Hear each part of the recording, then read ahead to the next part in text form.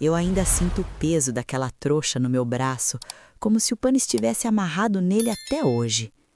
Às vezes, quando a casa fica em silêncio e o relógio da sala parece falar mais alto que a gente, eu volto para aquela manhã em que saí sem saber direito o que era coragem. Eu tinha um endereço na mão e uma oração na boca, e mesmo assim, eu me perdi. O que pouca gente sabe é que eu só fui encontrada porque alguém, no meio de tanta pressa, resolveu enxergar uma menina. Olá, minha amiga. Chega mais. Puxa a cadeira para perto, como se a gente estivesse na cozinha de antigamente. Se você quiser, eu passo um café já, desses que a gente aprende a coar sem medir, só pelo cheiro e pelo ponto do pó. Eu me chamo Eulália, mas quase ninguém me chama assim. Desde menina me chamavam de Lala. Hoje eu já passei dos 80 e não conto essa história para comover ninguém. Eu conto porque tem lembrança que fica guardada igual panela de barro no alto do armário.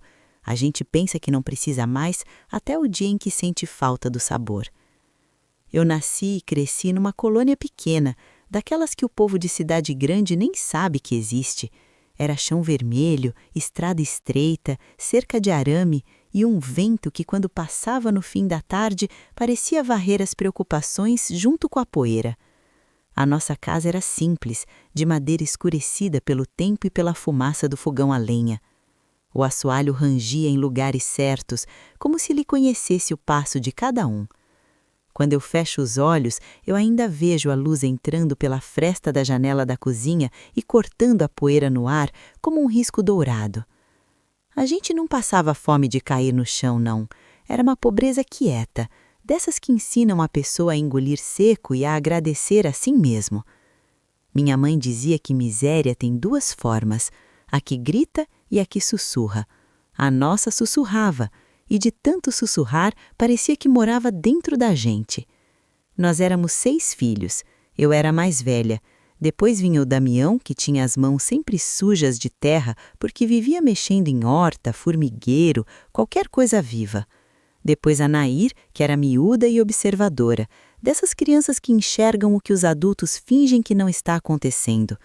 Depois o Jonas, que tinha um riso fácil, mas chorava escondido quando achava que ninguém via. E por último, os gêmeos, o Tito e a Lia, que nasceram pequenos demais, frágeis demais, como se o corpo deles tivesse chegado antes da hora. Meu pai chamava Augusto, mas todo mundo no lugar chamava ele de Seu Guto. Ele era homem de pouca palavra, mas quando falava, a frase vinha pesada, como tijolo assentado. Ele acordava no escuro, acendia o lampião e o cheiro do querosene misturado com o fósforo queimado anunciava o começo do dia. Tinha um rádio velho em cima de uma prateleira que ele consertou com arame e paciência. Quando pegava alguma estação, a casa inteira parecia maior, como se a voz do locutor abrisse uma janela para o mundo. Só que o nosso mundo era pequeno.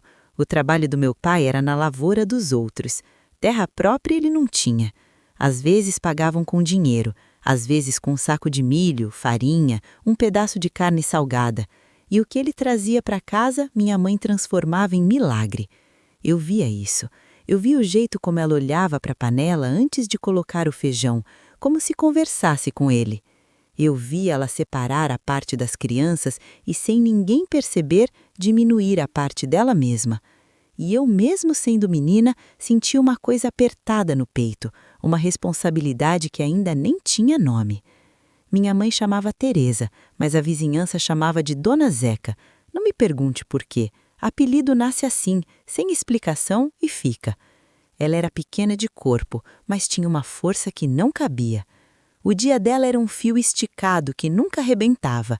Varrer, esfregar, lavar, costurar, cozinhar, cuidar. O nosso lar tinha cheiro de sabão feito em casa, de lenha queimando, de roupa secando no varal. E tinha também um cheiro que eu só fui entender muitos anos depois. Cheiro de luta. Eu ajudava em tudo. Não por heroísmo, minha amiga, por destino mesmo. Filha mais velha naquela época era quase um segundo par de mãos da mãe. Eu aprendi cedo a descascar mandioca sem cortar o dedo, a escolher feijão tirando as pedrinhas, a lavar roupa na bacia até a água ficar quase transparente. Aprendi também a ficar quieta quando os adultos falavam sério e aprendi a perceber quando a conversa escondia alguma coisa. A pior fase começou num inverno comprido. A chuva atrasou, a plantação do patrão do meu pai não vingou direito e a gente foi ficando com menos coisa na despensa. Eu lembro de uma lata grande onde minha mãe guardava o pouco de mantimento, arroz, feijão, farinha, um punhado de açúcar escondido no fundo. Toda vez que ela abria aquela lata, o barulho da tampa era como um aviso. Eu via ela olhar, suspirar e fechar devagar, como se fechar a lata fechasse também o medo.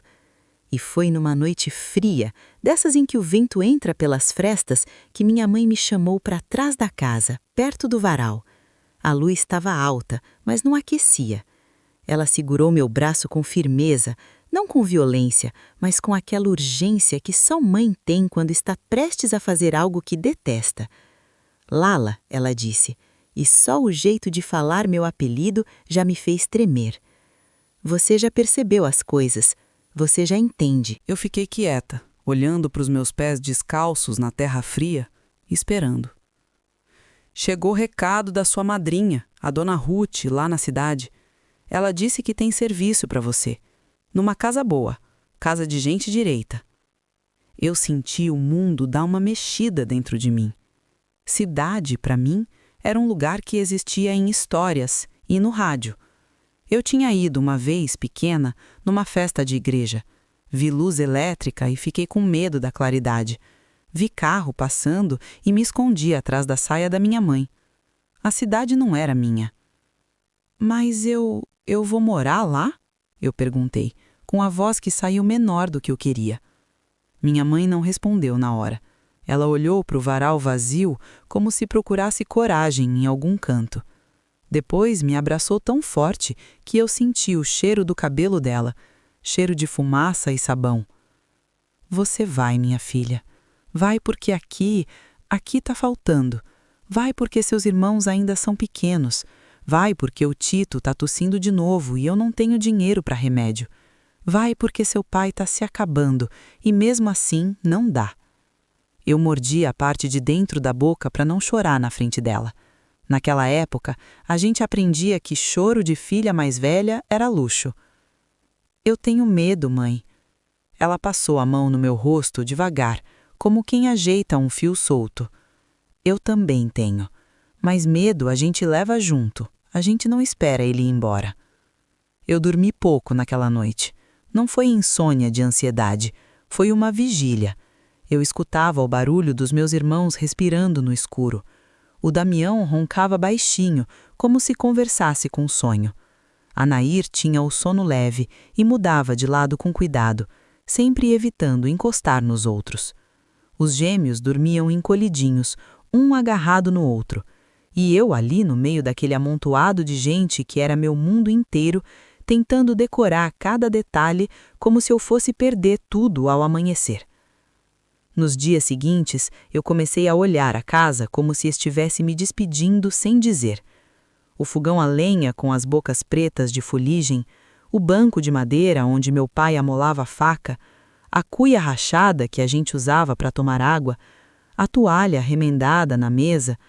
Eu passava a mão nas coisas, às vezes sem perceber, como se quisesse guardar na pele o que a memória poderia esquecer. Minha mãe preparou a minha trouxa sem falar muito. Ela não tinha mala, não tinha sacola bonita. Pegou um lençol já gasto, mas limpo, com cheiro de sol. Dobrou minhas 2 roupas mais inteiras, um vestido azul escuro e outro floridinho já desbotado. Colocou uma blusa de frio fina, mais por consolo do que por utilidade. Enfiou um pedaço de sabão embrulhado num papel e, no fim, colocou um papel dobrado, bem dobradinho, como quem dobra a esperança. É o endereço, ela disse. Tá escrito direitinho. Seu pai pediu para o homem da venda fazer letra boa. Você não perde isso de jeito nenhum, ouviu? Eu guardei no bolso por dentro do vestido como se fosse documento de vida. Depois ela amarrou o lençol com um nó bem apertado e me entregou a trouxa. Era leve de coisas, mas pesada de significado. Eu fiquei olhando para aquele nó e pensei que a minha infância estava ali dentro, amarrada. Na manhã da viagem, o céu estava pálido, nem era dia ainda direito. Meu pai foi comigo até a estrada principal, onde passava o ônibus. Eu caminhava ao lado dele tentando manter o passo firme, mas por dentro eu parecia um bicho assustado. Meus irmãos ficaram na cerca, encolhidos de frio. O Damião tentou fazer cara de homem e não conseguiu. A Nair me olhou com olhos enormes, cheios de pergunta. O Jonas abraçou minha cintura e não queria soltar. Os gêmeos só entendiam que alguma coisa estava mudando e por isso ficaram quietos demais, como se o corpo deles soubesse antes da cabeça. Minha mãe ficou na porta. Quando eu olhei para trás, ela levantou a mão e fez um sinal de bênção no ar. Não era superstição, era o jeito dela de me colocar debaixo de Deus, já que não podia me colocar debaixo do teto. O ônibus chegou levantando poeira. Era velho, barulhento, com um banco duro e cheiro de diesel que queimava o nariz. O motorista não tinha tempo para despedida de ninguém. Meu pai colocou minha trouxa no bagageiro e me ajudou a subir como se eu ainda fosse pequena. Você se lembra do que eu falei, né? Ele perguntou, sem olhar muito para mim, porque homem daquele tempo não encara a emoção. Lembro, pai. Então vai. Foi só isso, mas naquela palavra curta tinha um mundo. Vai porque precisa, vai porque é sua vez, vai porque não tem escolha. Eu sentei perto da janela e apertei o bolso do vestido, conferindo o papel. Lá fora, meu pai ficou parado no acostamento, com o chapéu na mão, diminuindo, virar um ponto no meio da estrada. Eu não chorei na frente de ninguém, eu chorei por dentro, bem quieta. A viagem foi longa, o ônibus chacoalhava tanto que minhas costelas pareciam bater por dentro. As paisagens mudavam, o mato virava a rua virava avenida e eu ia ficando cada vez menor no meu próprio corpo. Gente entrava, gente saía, conversavam alto, riam, reclamavam do calor. E eu ali, calada, agarrada na minha trouxa, com a sensação de que eu estava indo embora de mim mesma. Quando, enfim, o ônibus entrou na rodoviária, foi como cair num rio cheio. Barulho por todo lado, voz no alto-falante dizendo coisa que eu não entendia. Cheiro misturado de fritura, gasolina, perfume e suor. Luz branca forte no teto que fazia meus olhos arderem. Eu desci devagar, com medo de ser empurrada, e puxei a trouxa como quem puxa a própria vida. E foi só quando eu encontrei um canto mais quieto, um banco de madeira perto de uma parede, que eu respirei fundo e pensei, agora eu só preciso do endereço, eu só preciso achar a casa da Dona Ruth. Eu enfiei a mão no bolso com pressa, tirei o papel dobrado e abri. O meu coração desceu de lugar. A tinta estava borrada, as letras viraram sombra. A rua, o número, tudo era um azul manchado, como se a água tivesse passado por cima da minha única certeza. Eu passei o dedo vagar, como se isso pudesse fazer a letra voltar. Não voltou. Eu levantei os olhos e vi a rodoviária inteira girando, cheia de gente que não me conhecia. E a primeira pergunta que me veio não foi o que eu faço, foi outra, mais dolorida. Como é que uma menina volta para casa quando perde o caminho no primeiro passo? Eu fiquei sentada ali por um tempo que eu não sei medir. Naquele lugar, o tempo não andava como na colônia. Ele tropeçava. Pessoas passavam por mim como se eu fosse um banco, uma parede, qualquer coisa que não precisasse ser vista. Eu apertava o papel borrado entre os dedos, abrindo e fechando, como se insistir fosse fazer a letra reaparecer.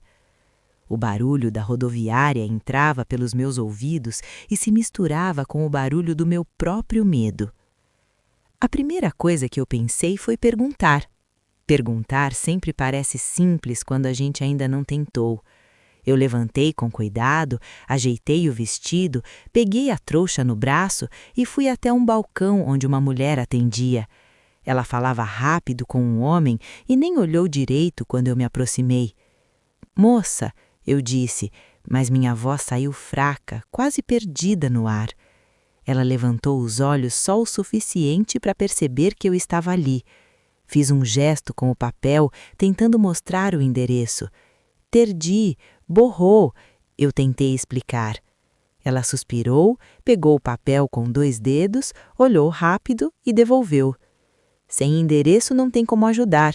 Pergunta ali na informação, disse, já chamando a próxima pessoa. Eu voltei a caminhar, mas não tinha certeza de para onde. O tal lugar da informação tinha fila, gente impaciente, batendo o pé, reclamando do atraso do ônibus. Eu fiquei no fim, segurando a trouxa contra o corpo, como se alguém pudesse arrancar de mim se eu largasse um pouco. Quando chegou minha vez, o homem atrás do vidro nem abriu direito a janela. Eu expliquei o pouco que sabia, nome da madrinha, a casa perto da rodoviária, o trabalho prometido. Ele balançou a cabeça devagar, daquele jeito de quem já sabe a resposta antes mesmo de ouvir tudo. Cidade grande tem muita casa, menina, muito nome. Sem endereço fica difícil. Você tem telefone? Não. Ele fechou a janelinha com um estalo seco, e aquilo doeu mais do que se ele tivesse gritado comigo, porque o fechar era definitivo. Voltei para o banco, sentei de novo. A rodoviária começou a mudar de cara, o cheiro de café da manhã foi sumindo, dando lugar a cheiro de gordura quente, de comida apressada. O chão parecia mais sujo, o barulho mais alto. Eu comecei a sentir frio, mesmo sem vento. O corpo, quando sente medo, engana a temperatura. Abri a trouxa e tirei um pedaço de bolo simples que minha mãe tinha colocado ali.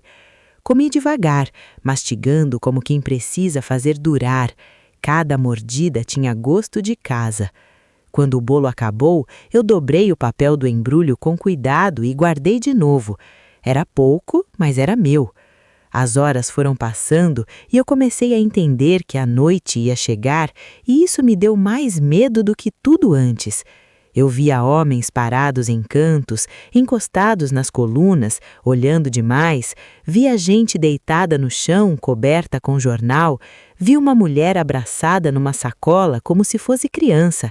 Aquilo tudo me assustava porque era real, não era história de rádio, era gente como eu. Eu pensei em voltar, mas voltar para onde? O ônibus da minha colônia só passava uma vez por dia, e eu não tinha dinheiro para passagem, nem sabia onde comprar. Pela primeira vez, a ideia de estar sozinha no mundo inteiro me caiu em cima de verdade.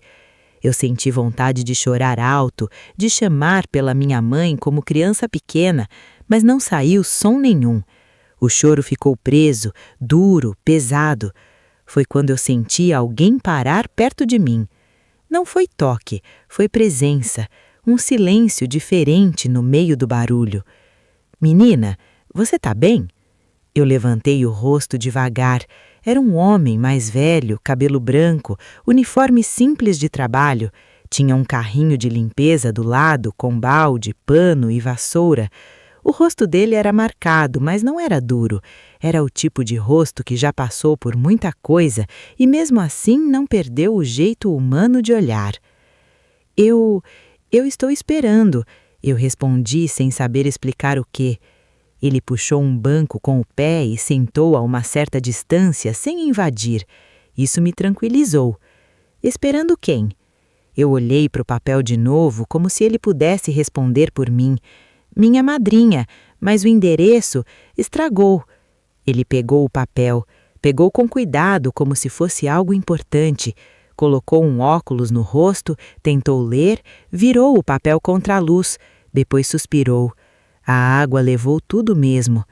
Eu senti o choro subir outra vez, mas ele levantou a mão pedindo calma.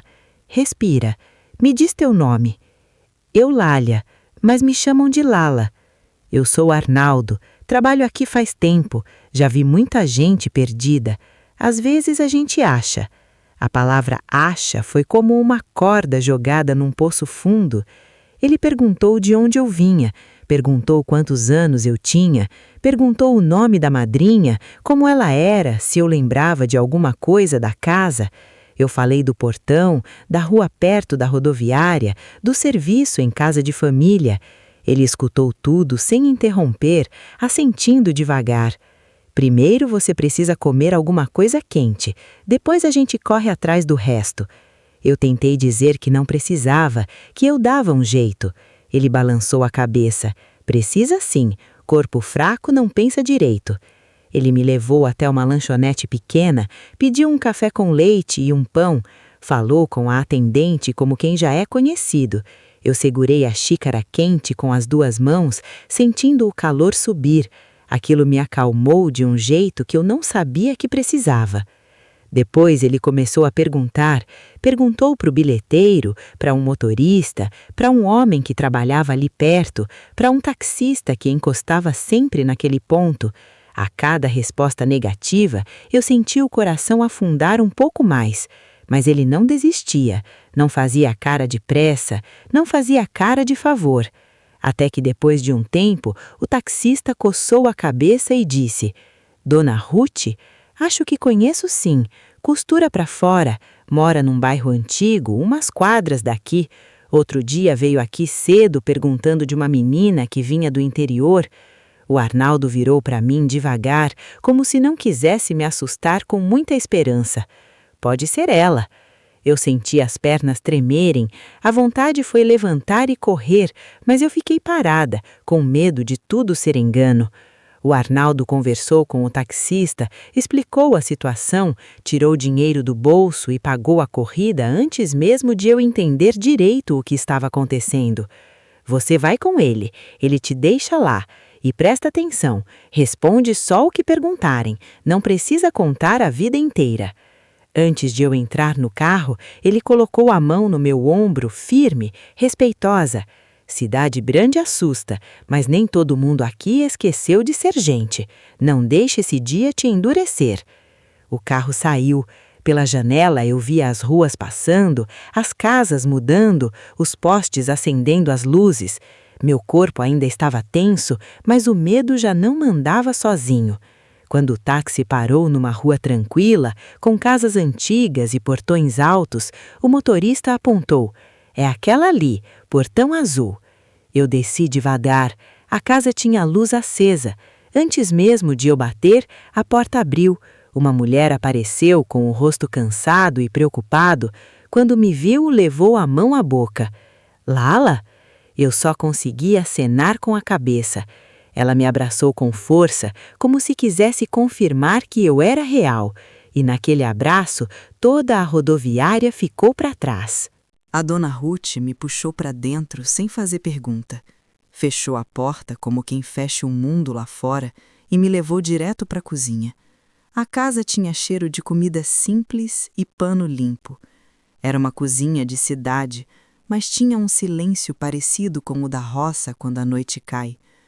Ela colocou uma panela no fogo, mexeu uma sopa grossa, dessas que sustentam, e me mandou sentar. Come primeiro, ela disse, depois a gente conversa. Eu comi sem pressa, sentindo o corpo se ajeitar por dentro. Cada colherada parecia empurrar o medo para um canto mais distante. Quando terminei, ela me olhou com cuidado, como se me examinasse inteira, não só o rosto. Eu fui na rodoviária cedo hoje. Eu achei que você vinha no ônibus da manhã. Esperei. Voltei para casa, fiquei inquieta. Sabia que alguma coisa tinha dado errado. Eu contei do papel borrado, do banco, do homem do uniforme, do táxi. Ela escutou tudo em silêncio, só balançando a cabeça de vez em quando. Quando terminei, ela suspirou fundo. Tem coisa que não é sorte nem azar, é cuidado dos outros. Naquela noite eu dormi num quarto pequeno, com cama estreita e lençol cheirando a sabão.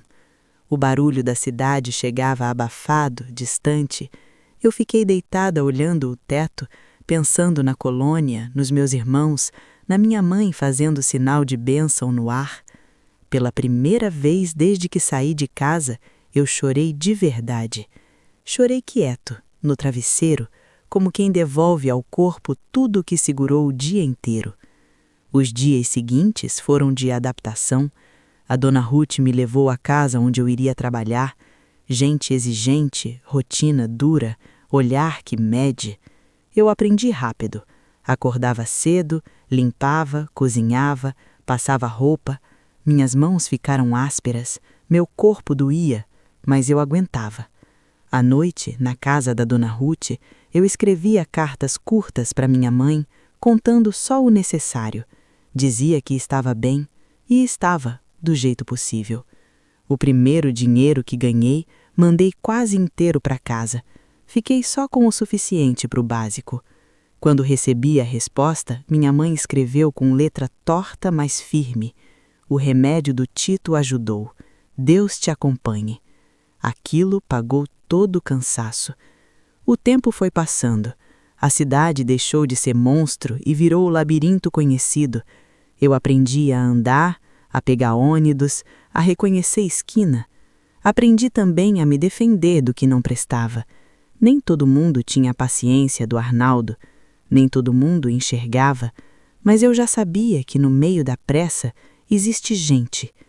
Anos depois, num domingo de folga, eu voltei à rodoviária.